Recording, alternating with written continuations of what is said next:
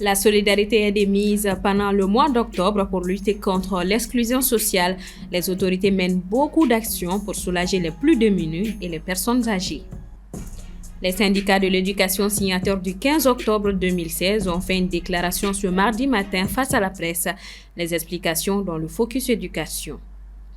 Dans les années à venir, il pourrait y avoir des risques d'insuffisance d'eau. L'Organisation météorologique mondiale alerte sur les conséquences du changement climatique.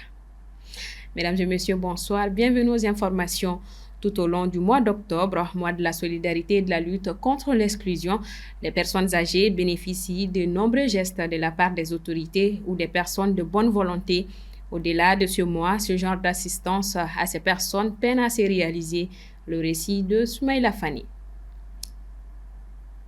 La solidarité et de la lutte contre l'exclusion ont été officiellement lancées le 1er octobre dernier. Cette 29e édition est placée sous le thème « La solidarité envers les victimes de catastrophes, un devoir citoyen et un acte de civisme ». Alors, on peut dire que l'initiative elle est très bonne parce qu'elle permet à des catégories d'individus qui sont considérés comme indigents de pouvoir bénéficier par moment des largesses des pouvoirs publics, mais aussi des personnes de bonne volonté. Mais en même temps, ça ne résout pas le problème de l'exclusion, ça ne résout pas le problème d'indigence que les gens vivent au quotidien. Comment se manifeste la solidarité vis-à-vis des personnes âgées? Maintenant, le véritable problème, à mon avis, par rapport à leur situation, c'est la prise en charge alimentaire et sanitaire de mon point de vue. Il y a les cartes de priorité. Faites une petite enquête. Allez demander, il y a des agents de santé qui ne savent pas ce que c'est qu'une carte de priorité. Ça donne droit à des avantages, des réductions en termes de consultation. Si j'ai bonne mémoire, c'est les 50%. Mais ils ne savent pas. Il n'y a pas de communication, assez de communication sur la question. Il ne faut pas se résumer au mois de solidarité, au mois d'octobre. Après la Semaine nationale de la réconciliation, le choix de cette thématique témoigne une fois de plus la compassion et la volonté des autorités de la transition de rester aux côtés des victimes des inondations. Ainsi, pour faire de la solidarité une des valeurs cardinales du pays, plusieurs activités sont au programme de la célébration de cette 29e édition. C'était un commentaire signé Paul Yapinguesson. En bref, un grave accident causé par une collision entre deux cars de transport a eu lieu ce 7 octobre sur la route nationale 6 dans le village de Laminabougou. Les bilans provisoires selon le ministère des Transports ont fait 8 morts et 19 blessés graves. L'accident a également causé des dégâts matériels importants. Le ministère des Transports et des Infrastructures a annoncé l'ouverture d'une enquête pour éclaircir les circonstances exactes. Ce mardi 8 octobre, les syndicats de l'éducation signataires du 15 octobre 2016 étaient face à la presse. Ils évoquent plusieurs points de revendication qui les opposent au gouvernement et annoncent entreprendre des actions pour faire valoir leurs droits. Soumaïla Fani. Après près de 2 ans d'accalmie entre les syndicats d'enseignants et le gouvernement, notamment sur l'application de l'article 39 et la grille unifiée, un autre bras de fer se profile à l'horizon. Dans une déclaration ce mardi 8 octobre devant la presse, la synergie des syndicats de l'éducation signataires du 15 octobre 2016 a évoqué des points d'achoppement avec le gouvernement. Le 18 mai 2019, un PV de conciliation a été signé entre les syndicats de l'éducation et le gouvernement sur 9 points. À la date d'aujourd'hui, 4 points restent non exécutés, malgré toutes les démarches engagées par les syndicats de l'éducation. Il s'agit de la régularisation de la situation administrative et financière des sortants de l'ENSUP nouvelle formule, ainsi que des autres grandes écoles, de l'accès des enseignants fonctionnaires des collectivités aux services centraux, de l'intégration dans le corps des enseignants du personnel non enseignant en classe, de l'organisation des élections professionnelles.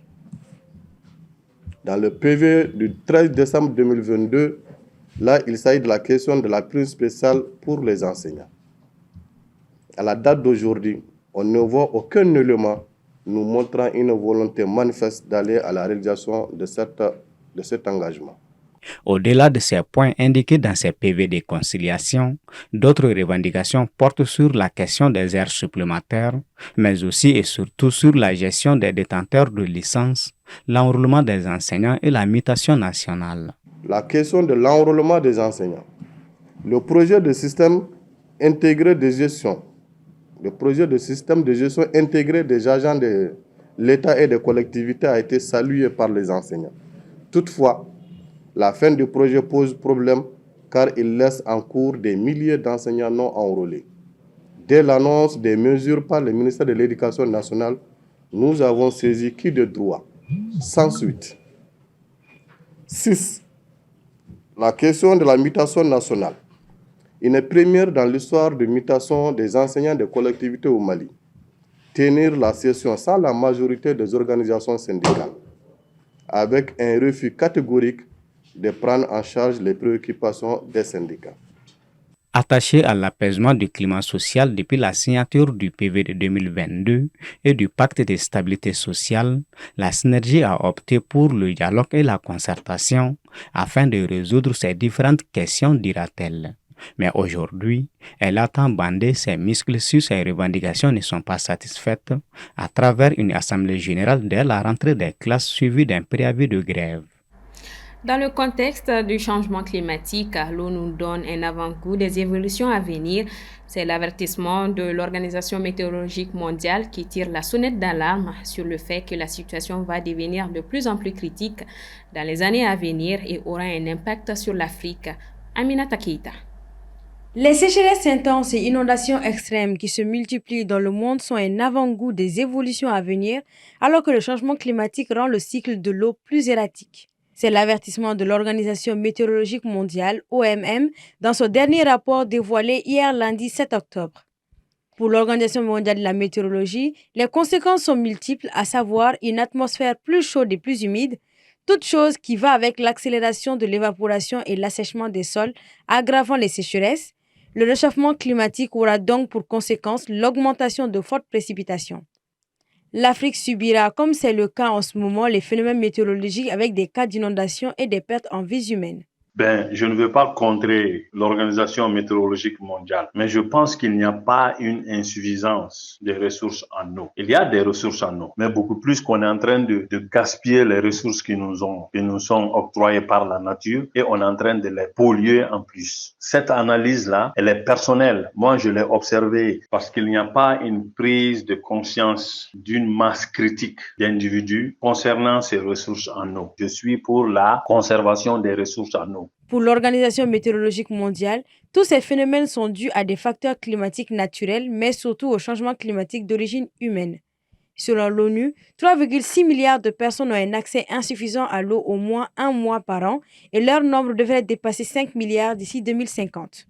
La question d'eau se pose avec beaucoup d'acuité dans beaucoup de régions du monde, notamment les pays à faible revenu qui n'investissent pas beaucoup dans cette question, à raison même de leurs difficultés financières à investir dans ce secteur-là. Il faut que les États arrivent à faire respecter les plans d'aménagement qui sont élaborés pour prévenir les risques d'inondation. Il faudrait aussi que la population soit davantage sensibilisée et arrivé à un certain moment, il faut commencer à sanctionner parce que je crois que dans cette question, il y a très peu de sanctions. On est trop souvent dans le sentimentalisme ou encore dans le social. Il faut vraiment un moment de sanction. C'est vrai, il faut sensibiliser, mais il faut aussi sanctionner parfois. Sinon, sans quoi, on ne pourra pas s'en sortir. L'organisation demande d'investir dans les infrastructures pour préserver l'eau et protéger les populations des dangers, mais aussi sur la nécessité d'économiser l'eau, en particulier pour l'agriculture qui utilise 70% de la consommation mondiale d'eau douce.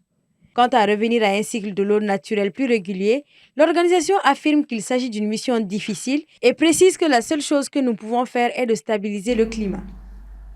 En offre, la coalition Takoualou Sénégal, dont Macky Sall est la tête de liste, a déposé un recours auprès du Conseil constitutionnel contre Ousmane Sonko, leader de la coalition PASTEF, en vue des élections législatives anticipées prévues pour le 17 novembre 2024. Cette coalition estime qu'Ousmane Sonko est inéligible en raison de sa condamnation à 6 mois avec sursis pour diffamation et pour état de contumace. Le Conseil constitutionnel devra examiner ces recours avant les élections. Le PASTEF, quant à lui, n'a pas encore réagi. Voilà qui referme ce 1945. Merci à vous de l'avoir suivi. L'information reprendra de droit demain à 19h45. Bonsoir à tous.